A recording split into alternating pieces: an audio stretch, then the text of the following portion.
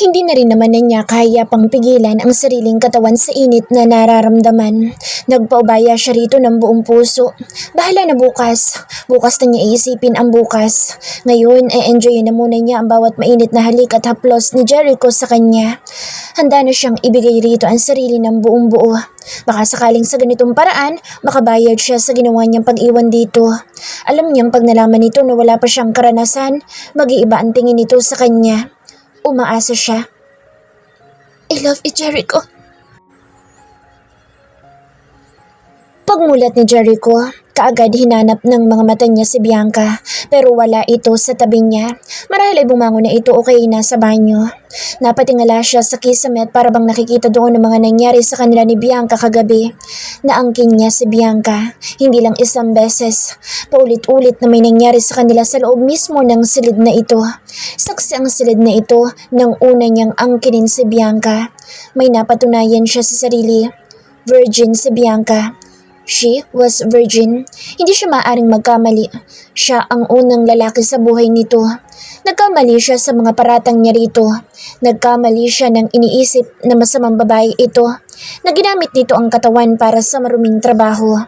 Napasabuna siya sa sariling buhok at naupo sa kama. Sumandal sa headboard at napansin ang kulay pula na nakakalat sa bedsheet. Napalunok siya. Ang pulang iyon ng ebidensya na inosente sa Bianca. Nasa likod ng mga maninipis na damit at halos subad na mga larawan nito, napanatili pa rin ito ang isang bagay na maipagmamalaki nito. Her virginity, her pureness, her dignity. Kagabi, ilang beses siyang sinabihan ni Bianca na I love you, Jericho, at tila musika yun sa pandinig niya. Paulit-ulit itong sinasabi kung gaano siya nito kamahal, na mahal siya nito, na kahit nagkalayo sila hindi pa rin nawala ang pagmamahal nito sa kanya, na tanging siya lang ang lalaking mamahalin nito. Tulad niya, hindi nagbago ang damdamin niya kay Bianca sa paglipas ng mga taon. Ginawa niya lahat, makalimutan lang ito pero hindi siya nagtagumpay. Nanatili ito sa puso niya kahit pasabihing sinisira ng galit niya kay Bianca ang damdamin niya rito. Nananaig pa rin ang pagmamahal niya kaysa sa galit sa pag-iwan nito sa kanya. Mahal niya si Bianca, mahal na mahal. At kung nagkataon na hindi man siya ang unang lalaki sa buhay nito, napatunayan niyang kaya niya itong tanggapin. Kaya niyang tanggapin kung ano man ang naging buhay nito sa labas ng mansyon. She was virgin, and I took her virginity from her. I am his first man, and I will be her last. Bulong niya at mabilis na bumaba ng kama. Muli niyang sinulyapan ang red mark sa bedsheet at napangiti at napansin din ang dress nito na nakakalat sa sahig. She's mine, sabi niya at mabilis na itinakip ang kumot sa ibang bahagi ng katawan. Lumapit siya sa banyo. Pinakinggan kung nandoon ito pero tahimik sa loob. Kumatok pa siya bago binuksan ang pinto. Walang tao sa loob. Napakunot noo siya at naisip na baka nasa baba lang ito. Naligo na siya at masiglang nagbihis. Tila ba bumalik ang kasiglahan niya ng mga bata pa sila ni Bianca. Tila ba siya ulit si Jericho 7 years ago. Nagayos pa siya ng buhok at tining ng mabutang itsura. Alam niyang gwapo siya pero mas gusto niyang mas lalo maging gwapo sa paningin ni Bianca. Pagbaba niya, nagtuloy siya sa komedor. Umaasang makikita si Bianca roon. Nag-aayos ng pagkain nila. Pero bigo siya. Si Manang Lisa lang ang tao roon at naghahanda ng almusal. Napalunok siya at biglang kinabahan. Si Bianca po? Tanong niya sa matandang babae. Maaga po siyang umalis kanina, sir. Hindi po ba nagpaalam sa inyo? Sagot nito. Tila siya pinagbagsakan ng langit at lupa. Laylay ang balikat na napaupo dahil sa pakiramdam niya ay nanghihina siya. Umalis siya? Bulong niya. Bakit hindi niyo ako ginising? Malakas na sabi niya na ikinagulat ng matanda. Hindi ito pwedeng mawala sa kanya ngayon. Ngayon pang nalaman niyang mahal pa rin siya nito. At ngayon pa na hindi na niya maitatago ang sariling damdamin. Hahanapin niya na ito saan man ito magpunta. Akala ko po sir nagpaalam sa inyo. Nahihiyang sagot ni Manang Lisa. Damn it! Mura niya at mabilis na tumayo mula sa pagkakaupo at nagtatakbong palabas ng komedor. Kailangan na niyang kumilos ngayon para hanapin ito. Bago pa ito makapagtago tulad noon. Hindi na siya maaaring maghintay pa ng ilang taon, lalo na't 7 taon pa ulit bago niya ito muling makikita. Mabilis niyang inakyat ang hagdan at pumasok sa silid. Unang dumapo ang mga mata niya sa bedsheet. Lalo siyang napamura sa sarili kung bakit kailan may nangyari na sa kanila at naisipan pa nitong umalis. Mabilis niyang dinampot ang dress ni Bianca na nakakalat sa sahig at nilingon ng mga paper bag na pinamili niya kahapon para rito. Dinampot niya iyon at napansin na kulang na ang laman. Marahil isa sa mga pinamili niya ay sinuot nitong paalis. Binuksan niya ang cabinet at pinagtatago doon ng mga damit ni Bianca at humila ng pantalon at puting t-shirt. Mabilis siya nagbihis at hinila ang susi ng kotse sa tokador at mabilis na lumabas ng silid. Laman ang isip kung paano makikita si Bianca. Alam niyang tataguan siya nito. Pagbaba niya ng hagdan, habang sinusuot ang brown na jacket nang tawagin siya ni Manang Lorna na nasa baba ng hagdan. Tila ba sadya siya nitong hinintay roon.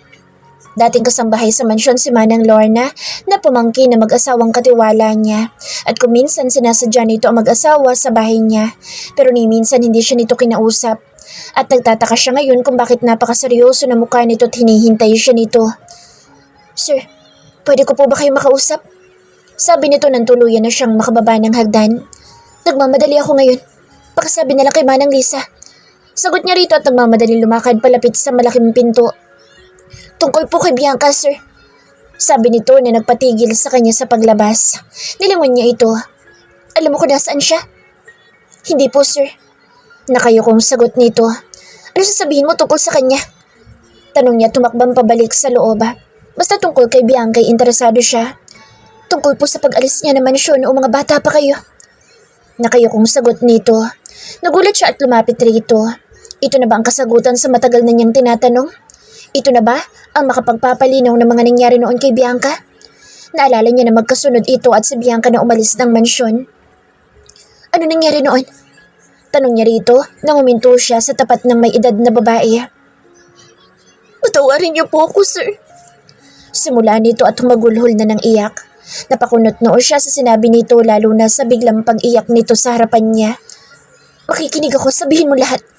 Sabi niya rito at nagtaas ito ng muka. "Hindi ko po sinasadya nangyari at nagsisisi po ako. Nag-aalala lang po ako sa kapakanan niyo ni Ma'am Bianca dahil napakabata pa po ninyo ng mga panahong yun. Lalo na po si Ma'am Bianca. Napamahal na rin po sa akin si Ma'am Bianca at ayoko siyang masaktan pero dahil po sa takot at pangambang naramdaman ko sa mga posibleng mangyari sa inyo ni Ma'am Bianca. Alam mong may relasyon kami ni Bianca?" Putol niya sa kwento nito. Tumango ito at tinuloy ang kwento. "Madalas ko pong napapansin mga kakaibang kinikilos niyo ni Ma'am Bianca sa loob ng mansyon.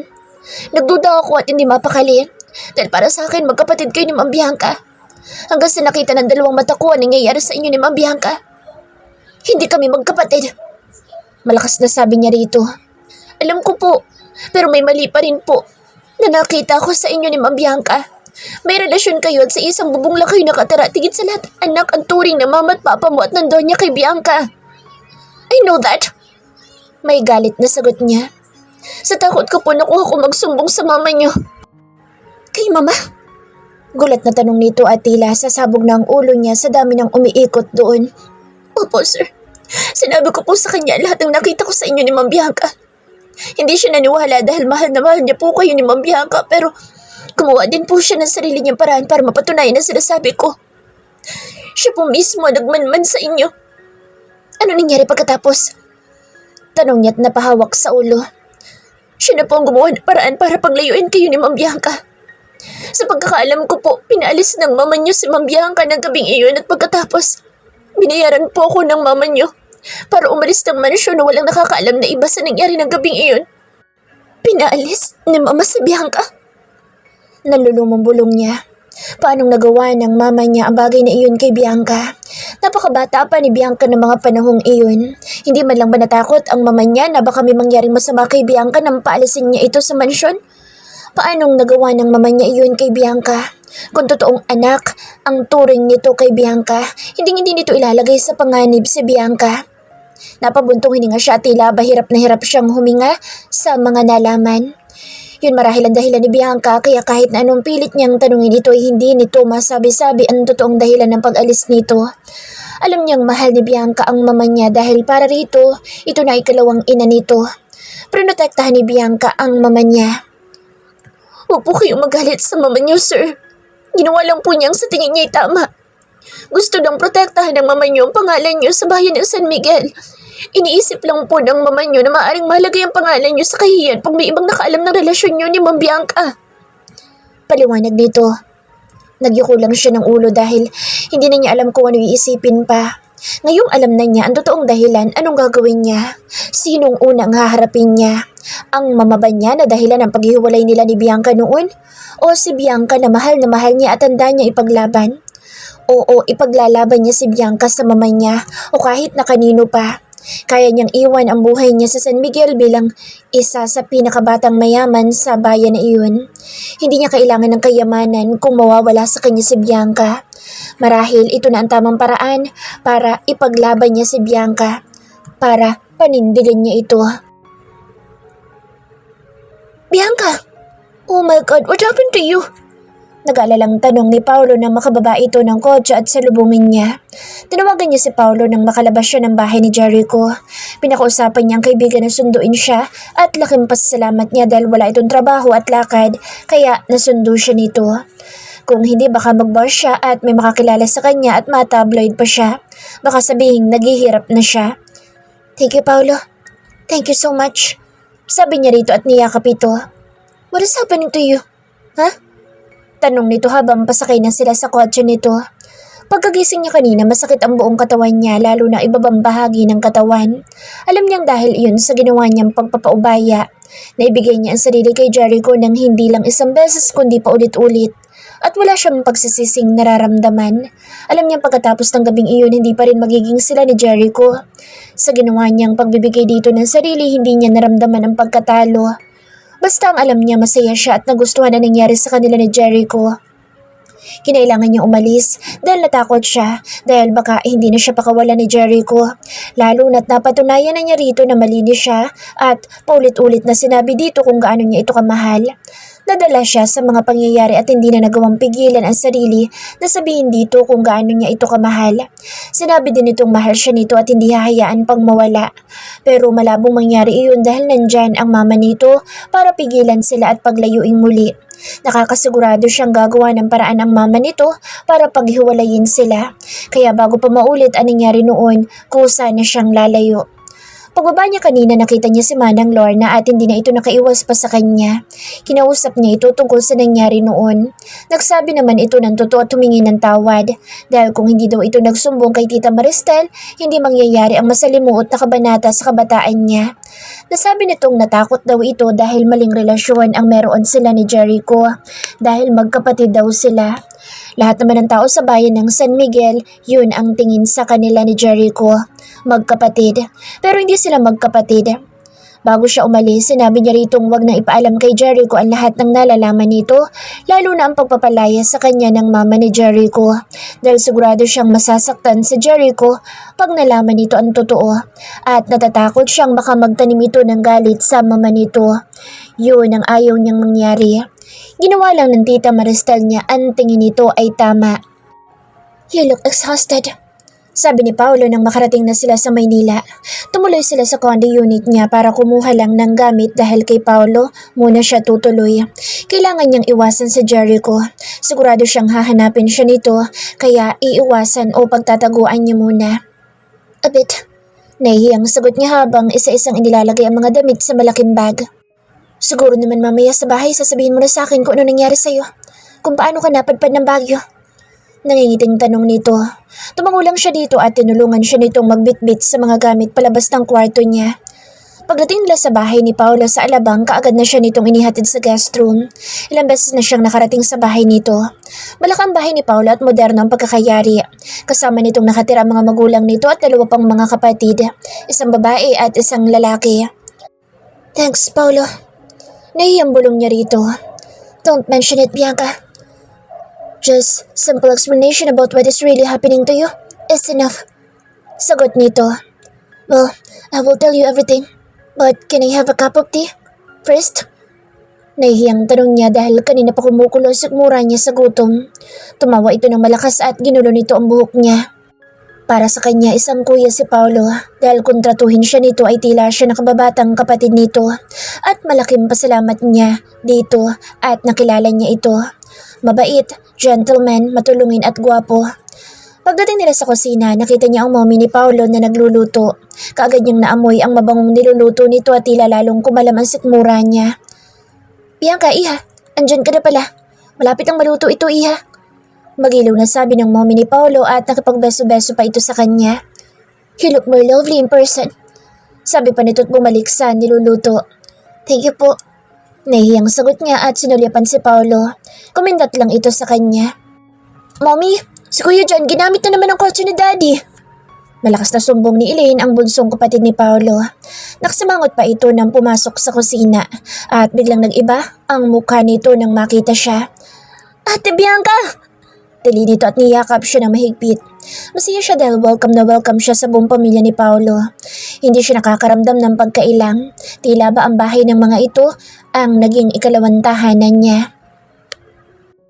Habang kumakain siya, panay kwento ni Elaine sa kanya kaya hindi makasingit dito si Paolo. Natutuwa naman siya kay Elaine dahil tila nakikita niya ang masayang kabataan niya rito.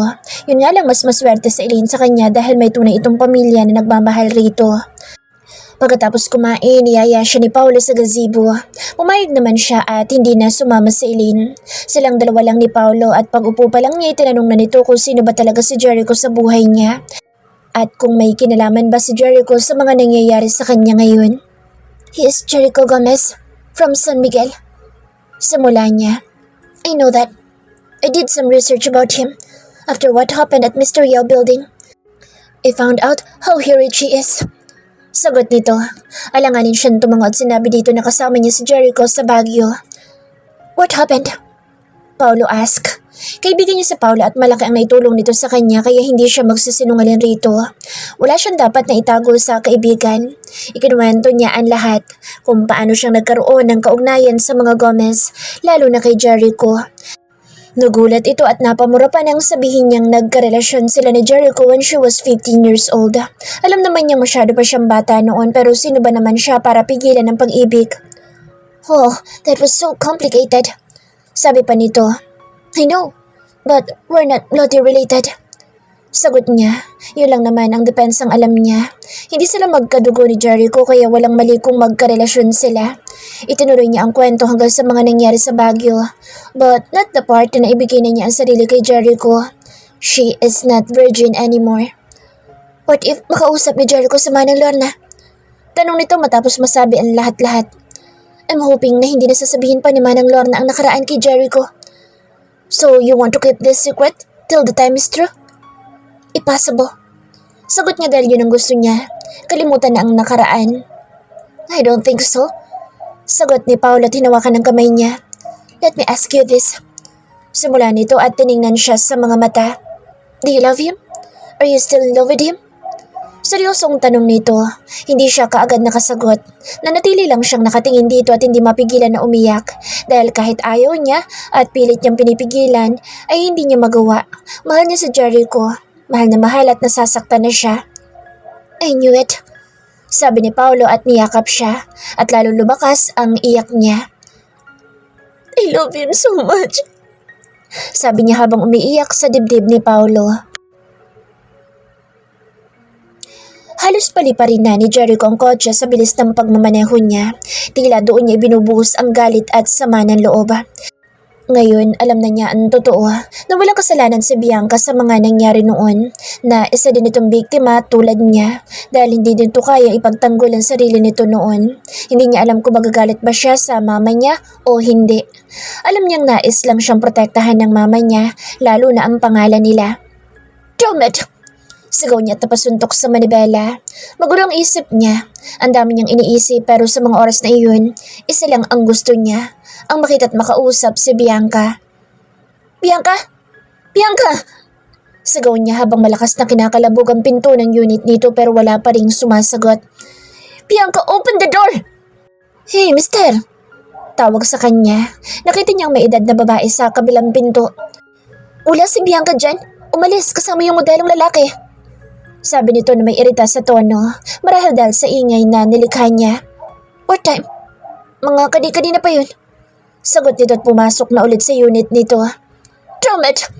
Sigaw niya at malakas na sinipa ang pinto at nagtatakbo sa may pasilyo. Nakakasigurado siyang si Paolo ang tinutukoy nitong kasama ni Bianca at kung saan ang mga ito nagpuntay wala siyang idea. Basta ang alam niya kahit saang sulok man nandoon si Bianca ay hahanapin niya ito at ibabalik sa San Miguel.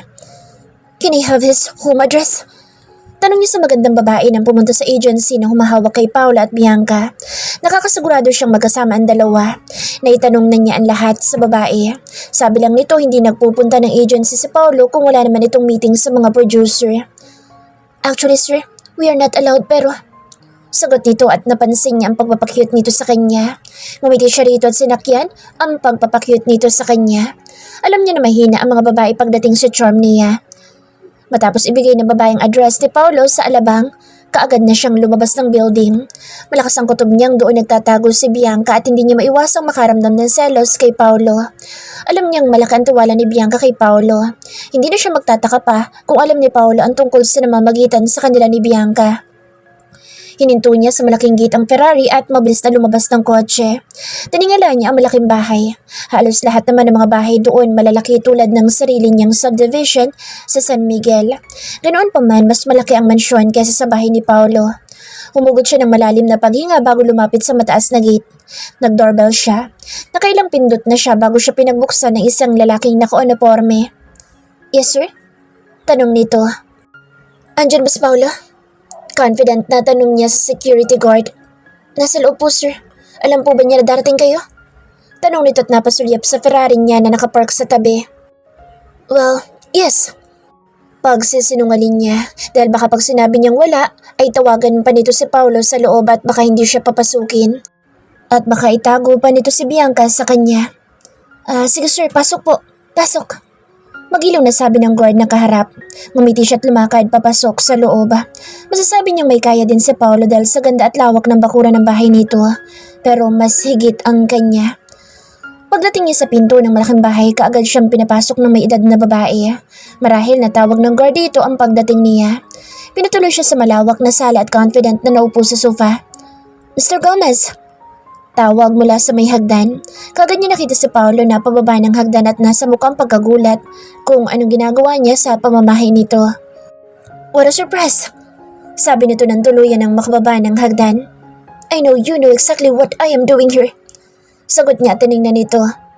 No? Where's Bianca? Madiin na tanong niya rito. She's not here. Besides, bakit mo siya dito hinahanap? Don't play games with me. Banta niya at tumayo mula sa kinaupan at mabilis na lumapit dito tinila ang damit nito. Where is she? Tagos bagang natanong niya. Alam niyang mali ang ginagawa niya kay Paulo pero kung ipipilit nitong itago sa kanya si Bianca, hindi siya magdadalawang isip na saktan nito. Jericho! Sigaw mula sa hagdan kung saan din nanggaling si Paulo kanina. Tiningala niya ang sumigaw at nakita si Bianca sa may hagdan. Tumatakbo itong pababa. She is wearing a floral jumpsuit short. Nakalugay lang ang buhok nito. Jericho, what the hell? Sigaw nito at mabilis siyang itinulak nitong palayo kay Paulo. Nagawa pa niya itong pagmasdan. Wala itong ka-makeup sa mukha at kitang-kita niya ang pamamaga ng mga mata nito. Nasisiguro niyang iniyakan nito ang mga nangyari sa kanila. Pero ganoon pa man, ang simple at ang ganda nitong tingnan. At tila lalo siyang masasaktan kung hindi niya ito makukuhang muli. Dinala siya ni Bianca sa labas ng bahay, sa may gazebo. Habang nakasunod siya rito, hindi maiwasang maisip ang nangyari sa kanila ng nakaraang gabi. Napalunok siyang bigla dahil tila naririnig pa niya ang mga sexing ungol ni Bianca. What are you doing here? Tanong nito na nagbalik sa kanya sa realidad. You know why I am here. Sagot niya tinignan ito sa mga mata. Mabilis naman itong nag-iwas. I don't know what. Alam ko na totoo. Putol niya sa sasabihin pa nito. Sinabi na sa akin ni Manang Lorna ang lahat. Patuloy niya at nakita niya kung gaano itong nagulat sa sinabi niya. Hindi ako dapat na nagalit sa'yo. Wala kang kasalanan sa nangyari. You were young and you can't even protect yourself. Sabi niya, nanatili itong walang kibo at napaupo sa bakal na upuan. Hindi man lang siya nito sinusulyapan. Nakatingin ito sa tiles. Kung anong iniisip nito ay wala siyang idea. Bianca, I'm sorry. Bulong niya tumakbang ito palapit dito. Kung nalaman ko lang ng mas maaga ng totoo, hindi na sana umabot pa ito ng 7 taon. Marahil nakagawa ko ng paraan. Hindi pa rin natin pwedeng ituloy ang maling relasyon. Sabi nito at sinulyapan siya. We are not real brother and sister. Pero mali pa rin. Hiyaw nito at tumayo pa mula sa pagkakaupo. Mali? Asik niya tinila ito sa braso. Mali din ba nangyari sa atin kagabi? Hamon niya rito. Nanlaki ang mga mata nito at pinamulahan nito ng pisngi. Let me go. Bulong nito. Answer my dumb question, Bianca. Ano ba gusto mong marinig? Sabihin mo sa akin, baliwala sa'yo nangyari sa atin. You were virgin, Bianca. Sabi niya. Tumawa ito. Tawa sabay iyak. Binitawan niya ang braso nito. Nanatili pa rin ito sa pagtawa habang umiiyak. That night, you told me you love me. Every time I move inside you, you scream my name. Detalyadong sabi nito. Pumunta ka ba rito para ipamukha sa akin kung gaano ako katanga? Tanong nito at magaspang na pinunasan ng mga luha. No! Mabilis na sagot niya dahil yun ang totoo. Hinanap niya ito para malaman mula rito kung mahal nga ba siya nito tulad ng isinisigaw nito ng gabing iyon. Napatunayan ko ring mali lahat ng iniisip ko sa'yo. You are still the same Bianca I used to know. You are the same Bianca na minahal ko. Enough, Jericho! Angel nito. Come back to me, Bianca. Let's start again. We still have time to fix everything. Ipaglalaban kita kay Mama. Kahit sa buong San Miguel pa, kaya kitang ipaglaban. Kaya na sinabi ko noon, ipaglalaban kita at paninindigan kita. But I can't. Nakayukong sagot nito. My heart was broken before by you, Bianca. And I don't think I can endure another pain. He whispered. Malakas na itinulak ni Jericho ang malaking pinto ng mansyon at binagsak iyong pasara. Nakita niya na nagulat ang lola niya nakaupo sa sala at may binabasa. Jericho, what's wrong? Tanong nito. Alam niyang walang kinalaman ang lola niya sa nangyari kay Bianca. Nasabi ni Manang Lorna na tanging ang mama lang niya ang nakakaalam. Where's Mom? Tanong niya na tinitimpi ang galit. Masakit isipin na mismong mama niya ang dahilan kung bakit siya nasasaktan ng ganito. Nasaktan na siya dati 7 years ago at inakala niyang gagaling na siya. Pero heto siya ulit nasasaktan. Dahil kahit na anong pilit niya kay Bianca na ibalik dito sa San Miguel at magsimula sila ulit, hindi ito pumayag. Ayaw nitong magtiwala sa kanya na kaya niya itong panindigan. Kaya niyang talikuran lahat at kalabanin lahat para lang sa pagmamahal niya rito. Nabigo siyang isama si Bianca. Wala siyang nagawa sa ngayon pero hindi pa doon nagtatapos ang lahat. Lalo na ngayong may nangyari na sa kanila. Hindi na niya ito basta-basta pakakawalan pa. Sa ngayon, naharapin muna niya ang mama niya at paliliwanag rito ang lahat. What's going on? Nag-aalalang tanong ng Donya at ibinaba ang binabasa nito. I know everything, Lola. Sagot niya at napansin ang mama niya na nasa may pinto ng library. What do you mean, you know everything? Taas noon tanong ng mama niya at humakbang palapit sa kanila. Your precious secret trying to keep. Galit na sagot niya. Kaya ba, hindi ka umuwi kahapon? Dahil pinakinggan mo ang lahat ng isinumbong ni Bianca? Bianca? Gulat na tanong ng Donya at pinaglipat-lipat ang tingin nito sa kanya at sa mama niya. Totoo ba? Hamon niya sa ina. Yes, totoo. Pinalayas ko si Bianca dito noon. Sigaw nitong sagot. Hindi na siya nagulat pa. Narinig niyang napasinghap ang Donya sa narinig. Diyos mio, Maristel! Bulalas ng Donya. Kung nagawa ko man yun ay dahil gusto kitang protektahan. Sagot ng mama niya. Protektahan? Ma, she was only 15 years old nang palayasin mo siya dito. Alam mo ba na maaari siyang mapahamak sa ginawa niyo? What if may nangyaring masama sa kanya?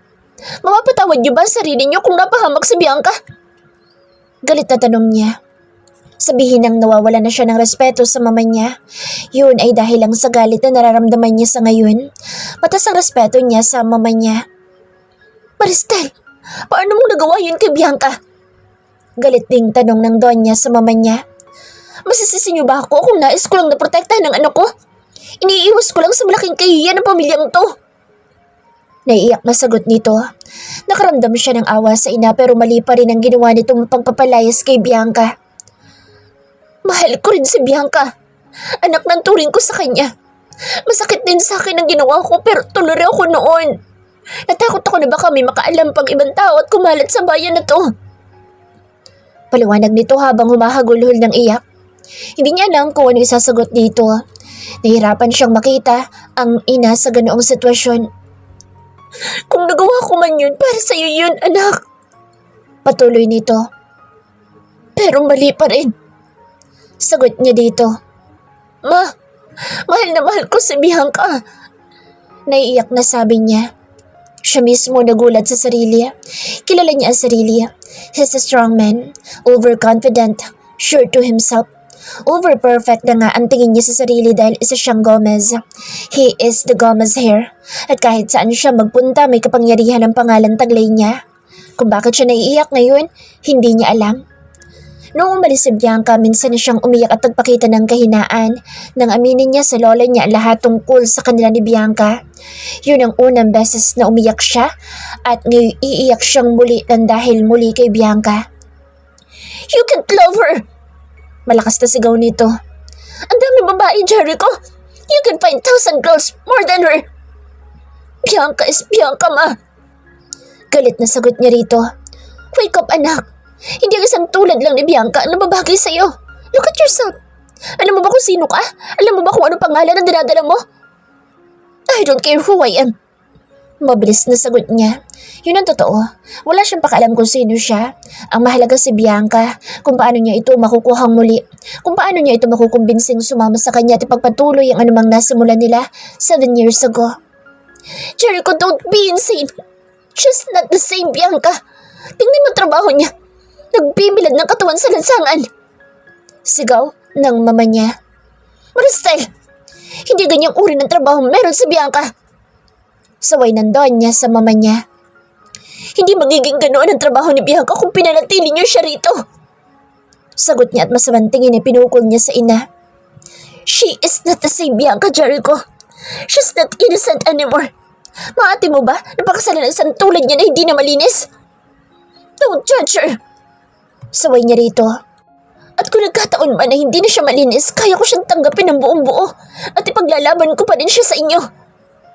Tagis bagang nasagot niya. What do you mean nagkataon? Kunot nung tanong nito sa kanya. Tiningnan lang niya ang ina at mabilis na umakyat ng hagdan. Hindi na niya kailangang ipagsigawan pa ang nangyari sa kanila ni Bianca. Hindi na niya kailangan pang isigaw sa mga ito na nakuha niya si Bianca ng malinis. Mas mahalaga ngayon na isipin niya kung anong kailangan niyang gawin para mapabalik si Bianca ng San Miguel at iwan ang trabaho nito sa Maynila.